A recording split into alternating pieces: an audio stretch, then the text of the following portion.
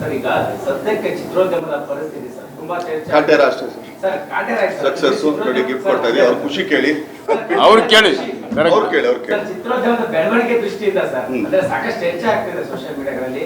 ಕೆಲವರು ಆರ್ಟಿಕಲ್ಗಳು ಬರೀತಾರೆ ಅಂದ್ರೆ 1-2 ಸಿನಿಮಾಗಳು ಹಿಟ್ ಆಗುತ್ತೆ, ಇದೇ ರೀತಿಯ ಪರಿಸ್ಥಿತಿ ಮುಂದುವರೆದ್ರೆ ಲೋ ಬಜೆಟ್ ಸಿನಿಮಾಗಳು ಅಷ್ಟೊಂದು ಗಳಿಕೆ ಮಾಡದಿದ್ರೆ ಕನ್ನಡ ಚಿತ್ರೋದ್ಯಮದ ಪರಿಸ್ಥಿತಿ ಎಲ್ಲ ಗಂಭೀರ ಆಗ್ತಾ ಹೋಗುತ್ತಾ ಅನ್ನೋ ಚರ್ಚೆ ಇದೆ. ನನ್ನ ಸಿನಿಮಾ ನಾನು ಅದ್ರಲ್ಲಿ ಸ್ವಾರ್ಥಿ ಸರ್. ನನ್ನ ಸಿನಿಮಾನ ಮಾತ್ರ ಇಷ್ಟ ಮಾಡೋದು. ನಾನು ಇನ್ನೊಬ್ರಿಗೆ ಹೇಳ್ಕೊಡೋಷ್ಟು ದೊಡ್ಡ ನಾನಲ್ಲ ಸರ್. ಒಟ್ಟಾರೆಯಾಗಿ ಚಿತ್ರೋದ್ಯಮದ ಬೆಳವಣಿಗೆ ಬಗ್ಗೆ ಒಂದು ಸಿನಿಮಾ ಇಟ್ಕೊಟ್ರೆ ಚಿತ್ರೋದ್ಯಮ ಬೆಳೀತದೆ ಸರ್.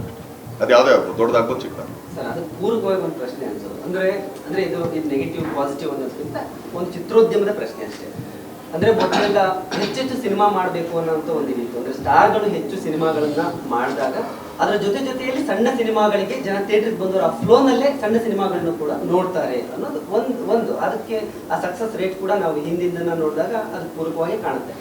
ಇತ್ತೀಚಿನ ದಿನಗಳಲ್ಲಿ ಒಬ್ರು ಅಂತಲ್ಲ, ಅಂದ್ರೆ ಹೀರೋಗಳೆಲ್ಲ ಒಂದು ಕಡೆ ದೊಡ್ಡ ಹೀರೋಗಳು ಸಿನಿಮಾ ಮಾಡೋದು ಕಮ್ಮಿ ಆಗ್ತಿರೋದ್ರಿಂದ ಥಿಯೇಟರ್ಗಳಿಗೆ ಸಣ್ಣ ಸಿನಿಮಾಗಳು ಬಂದು ಅಲ್ಲಿ ನಿಲ್ಲೋದು ಕಷ್ಟ ಆಗ್ತಿದೆ. ನಾವು ಬಹಳಷ್ಟು ಥಿಯೇಟರ್ಗಳು ನೋಡ್ತಾ ಇದ್ವಿ. ಎಲ್ಲ ಕಡೆ ನೋಡಿದೆ ಸರ್. ನಾಗಮಂಗಲದಲ್ಲಿ ಯಾವುದೋ ಥಿಯೇಟರ್ ಮುಚ್ಚೋಗಿತ್ತು. ಅದು ನಿಂತ್ಕೊಂಡು ನನಗೆ ಎಷ್ಟು ದಿನ ಆಯ್ತು ಇಲ್ಲಿ, ಅದು ಲಾಸ್ಟ್ ಯಾವುದೋ ಪೋಸ್ಟ್ ಹಾಕಿದ್ದು ಅಷ್ಟೇ. ಸೊ ಏನಾಗುತ್ತೆ, ನಾನು ನನ್ನ ಉದ್ದೇಶ ಹೇಳ್ಬಿಡ್ತೀನಿ.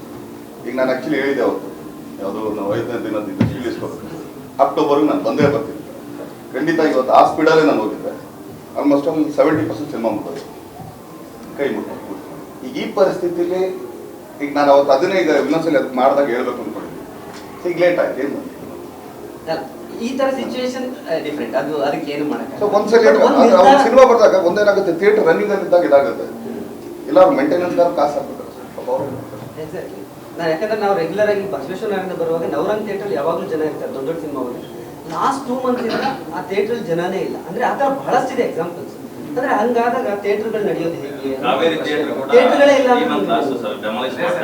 ಏನಂದ್ರೆ ಸರ್, ಈ ಸಿನಿಮಾದ ಮೂಲಕ ಒಂದು ರೆವಲ್ಯೂಷನ್ ಅಂತಾನೆ ಹೇಳ್ಬೋದು ಕನ್ನಡ ಚಿತ್ರರಂಗದ ಮಟ್ಟಿಗೆ.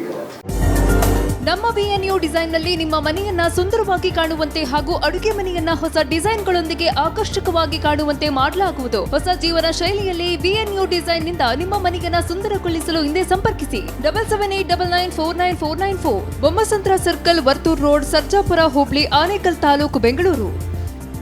ಸೊ ಅದೇ ರೀತಿಯಾಗಿ ನಮ್ಮ ಇಂಡಸ್ಟ್ರಿಯಲ್ಲಿ ಇರುವಂತಹ ನೀವು ಸೇರಿದಾಗೆ ನಟರುಗಳು ಚಿತ್ರಮಂದಿರದ ಉಳಿವಿಗೆ ಅಂದ್ರೆ ಮುಚ್ಚೋಗ್ತಾ ಇರುವಂತಹ ಚಿತ್ರಮಂದಿರಗಳನ್ನ ಹ್ಯಾಂಡ್ ಓವರ್ ಪಡ್ಕೊಂಡು ಮಾಡೋ ತರದ ಆ ತರದ ಒಂದು ಆಲೋಚನೆ ಅಟ್ಲೀಸ್ಟ್ ಬೇರೆ ತರದ ಏನಾದ್ರು ಆಲೋಚನೆಗಳು ಅಲ್ಲಮ್ಮ.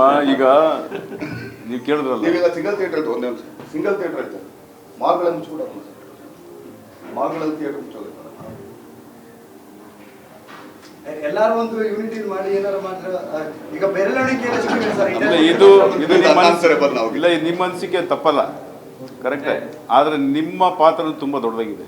ಆ್ಯಸ್ ಎ ಪ್ರೊಡ್ಯೂಸರ್ ಆಗಿ ಹೇಳ್ತೀನಿ, ಒಂದು ಮಾಧ್ಯಮದ ಪಾತ್ರ ತುಂಬ ದೊಡ್ಡದಾಗಿದೆ. ಯಾವ ಥರ ನೀವು ಈಗ ಹೇಳಿದ್ರೆ ಚಿತ್ರಮಂದಿರ ಮುಚ್ಚೋಗ್ತಾ ಇದೆ, ಚಿತ್ರಮಂದಿರಕ್ಕೆ ಜನ ಬರ್ತಾ ಇಲ್ಲ ಅನ್ನೋದನ್ನು ನನ್ನ ಪ್ರಕಾರ ಇವತ್ತು ನನ್ನ ಆದಂಥ ಎಕ್ಸ್ಪೀರಿಯನ್ಸ್ 2 ಚಿತ್ರ ಇವತ್ತಿನ ಹಿಂದೆದು ಬಿಟ್ಬಿಡಿ. ಒಂದು ಮಾರ್ನಿಂಗ್ ಶೋ ಆಗಿ ಅರ್ಧ ಗಂಟೆ ಆಗಂಗಿಲ್ಲ, ಎಲ್ಲ ಒಂದು 100 ಚಾನಲಲ್ಲಿ ಬರ್ತಾ ಇರ್ತದೆ, ಸೋಷಿಯಲ್ ಮೀಡಿಯಲ್ಲಿ ಬರ್ತಾ ಇರ್ತದೆ. ಸೊ ಇಷ್ಟು ಪ್ರಾಬ್ಲಮ್ಗಳನ್ನ ಒಬ್ಬ ಪ್ರೊಡ್ಯೂಸರು, ಒಬ್ಬ ಹೀರೋ ಆಗ್ಬೋದು, ಒಬ್ಬ ಡೈರೆಕ್ಟರ್ ಆಗ್ಬೋದು, ಎಷ್ಟು ಜನರ ಶ್ರಮ, ಅರ್ಧ ಗಂಟೆಯಲ್ಲಿ ಲಕ್ಷಾಂತರ ಜನ ಫ್ರೀಯಾಗಿ ನೋಡ್ತಾ ಇರ್ತಾರೆ. ನಾನು ಮಾಧ್ಯಮದ ಮಿತ್ರರಲ್ಲಿ ಎಷ್ಟೋ ಸರಿ ನಾನು ಕೇಳ್ಕೊಂಡಿದ್ದೀನಿ, ಒಂದು ಚಿತ್ರ ನೀವು ನಿಮ್ಮ ಕೊಡುಗೆ ಕೊಡಿ ನಮಗೆ.